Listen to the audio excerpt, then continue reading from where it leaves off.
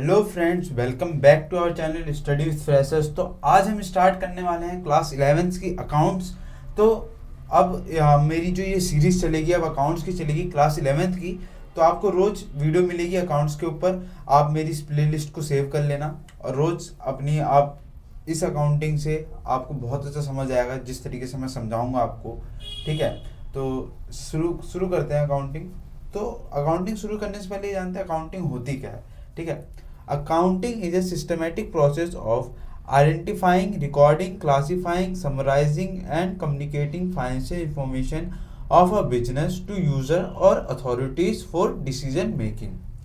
सो इसका मतलब ये है कि जो भी अधिकार है, ठीक है, उसको हम किसी व्यवसाय की वित्त जानकारी को संरक्षित करने और संशोधित करने की, रिकॉर्डिंग की पहचान करने की एक व्यवस्थित प्रक्रिया है। अकाउंटिंग मतलब ये है कि एक ऐसा प्रोसेस है जिसके अंदर कोई यूज़र है, कोई जैसे कंपनी है जिसके अंदर उन्हीं चीज़ का प्रोसेस होना जो फाइनेंशियल इंफॉर्मेशन होगा बिजनेस के लिए, जो बिजनेस के ऊपर होगा, बिजनेस से रिलेटेड होगा।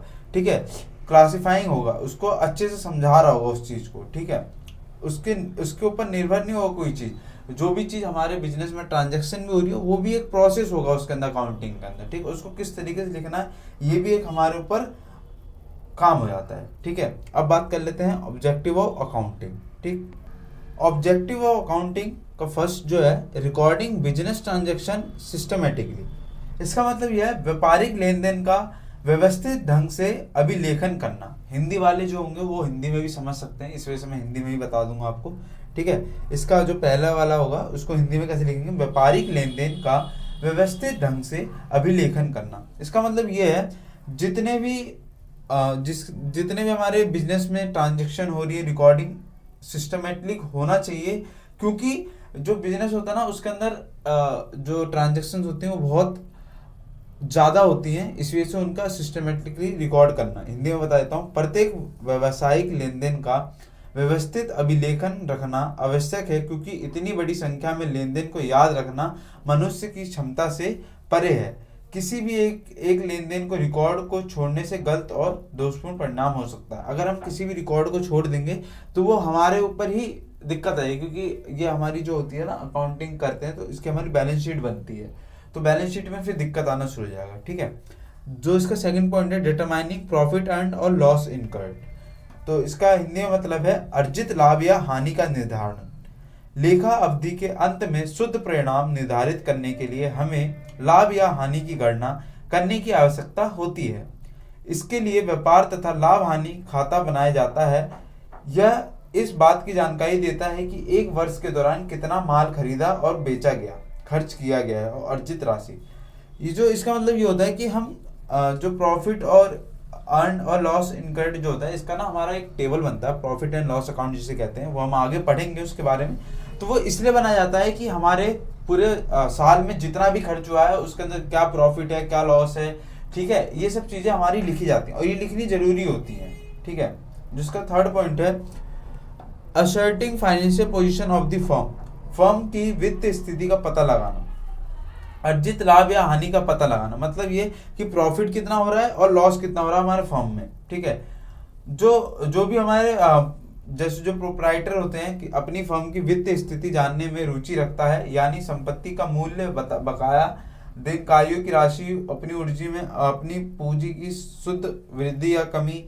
यह उद्देश्य बैलेंस शीट के तैयार करके पूरा किया जाता है कि व्यवसायिक वास्तविक वित्त स्थिति का पता लगाए, सुविधा प्रदान करना। इसका मतलब ये होता है कि हम प्रॉफिट और लॉस अकाउंट बनाते हैं कि हमारे अंदर कितनी ट्रांजैक्शन वगैरह हुई है, क्या हम लेके आए हैं, क्या कितने फर्नीचर आए हैं, कितने टेबल्स आए हैं हमारे पास। ठीक है, हम कहाँ पे घूमने गए हैं, घूमने का एक्सपेंसेस, हमारे घर का एक्सपेंसेस, ये सब चीज़ें आती हैं। उसके बाद जो हमारा बैलेंस शीट बनती है ना, उसके अंदर हम देखते हैं कि हमें कितना हमारा प्रॉफिट हुआ है, कितना हमारा लॉस हुआ है, कितना हमें किस बंदे को देना है। ठीक है, ये हो गया।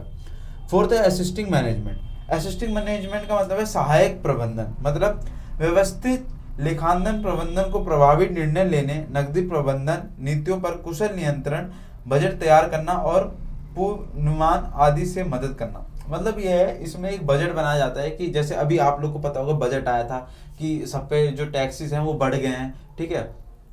तो इसका ही बजट बनता है कि हमारा कितना लेन देन हो रहा है, उसके ऊपर कितनी हमारे टैक्सेस लगने चाहिए, ठीक।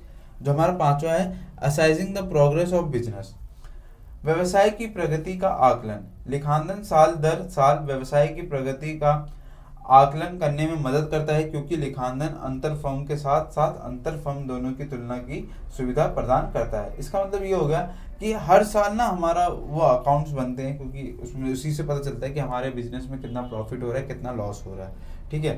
तो ये था हमारा ऑब्जेक्टिव ऑफ अकाउंटिंग। इसके बाद की मैं आपको बाकी ऐसी आपको रोज एक वीडियो दे दूंगा, उसकी मैं प्लेलिस्ट बना रहा हूँ, आप उस प्लेलिस्ट को सेव कर लेना। आपको बहुत आसानी तरीके से अकाउंटिंग की थ्योरी अच्छे से आ जाएगी। प्रैक्टिकल में करवाऊंगा पर थ्योरी मैं पहले करवाऊंगा, ठीक है। तो थ्योरी की आपको सीरीज मिलने वाली है, तो चैनल को सब्सक्राइब कर लेना, अपने दोस्तों को शेयर जरूर कर लेना, प्लेलिस्ट को सेव कर लेना। तो मिलते हैं जल्दी नेक्स्ट वीडियो में। Thank you for watching.